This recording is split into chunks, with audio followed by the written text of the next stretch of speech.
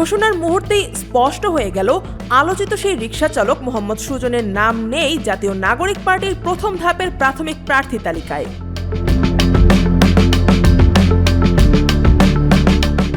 আসন্ন জাতীয় সংসদ নির্বাচনকে সামনে রেখে দলের মনোনীত ১২৫ প্রার্থীর যেই তালিকা ১০ ডিসেম্বর প্রকাশ করা হয়, সেখানে জায়গা হয়নি জুলাই আন্দোলনের সময় আইকনিক স্যালুট দিয়ে পরিচিত সুজনের।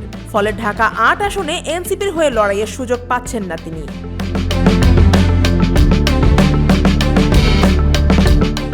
রাজধানীর বাংলা মোটরে এনসিপির অস্থায়ী কেন্দ্রীয় কার্যালয়ে আয়োজিত সংবাদ সম্মেলনে এই প্রাথমিক তালিকা ঘোষণা করেন দলটির সদস্য সচিব আক্তার হোসেন।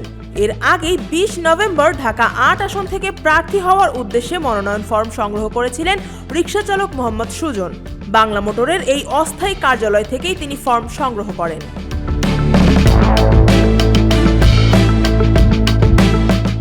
মনোনয়ন ফর্ম সংগ্রহের সময় সাংবাদিকদের সঙ্গে কথা বলতে গিয়ে সুজন বলেছিলেন, তিনি ঢাকা বিশ্ববিদ্যালয় এলাকায় রিকশা চালান। সেখানে আন্দোলনের সময় যে পরিচিতি তৈরি হয়েছে সেটি তাকে এই আসনে নির্বাচনে দাঁড়াতে অনুপ্রাণিত করেছে। তার ভাষায়, আমি এই আসন থেকেই নির্বাচন করতে চাই, আমি নিজেই এই আসনটা বাইছা নিছি।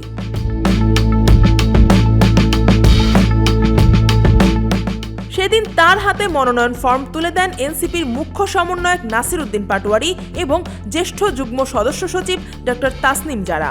একই আসনে ইতিমধ্যে আলোচনায় আছেন বিএনপির সম্ভাব্য প্রার্থী মির্জা আব্বাস এবং জামায়াতে ইসলামী মনোনীত প্রার্থী অ্যাডভোকেট ডক্টর হেলাল উদ্দিন। তাছাড়া এই আসনটিতে ছাত্র শিবিরের কেন্দ্রীয় নেতা ও ডাকসু ভিপি সাদিক কায়েমকে সম্ভাব্য প্রার্থী হিসেবে বিবেচনা করছে বাংলাদেশ জামায়াতে ইসলামী। ৬ ডিসেম্বর বিষয়টি নিশ্চিত করেছেন জামায়াতে ইসলামীর সহকারী সেক্রেটারি জেনারেল এবং প্রচার ও মিডিয়া বিভাগের প্রধান এহসানুল মাহবুব জুবায়ের।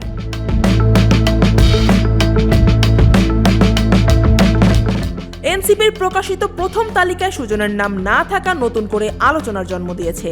নেটিজেনদের প্রশ্ন, পরিচিতি ও আলোচনার কেন্দ্রবিন্দুতে থাকা সত্ত্বেও কেন তিনি বাদ পড়লেন? তবে এনসিপির পক্ষ থেকে এই বিষয়ে আলাদা করে কোনো ব্যাখ্যা দেওয়া হয়নি। News desk, Dhaka watch.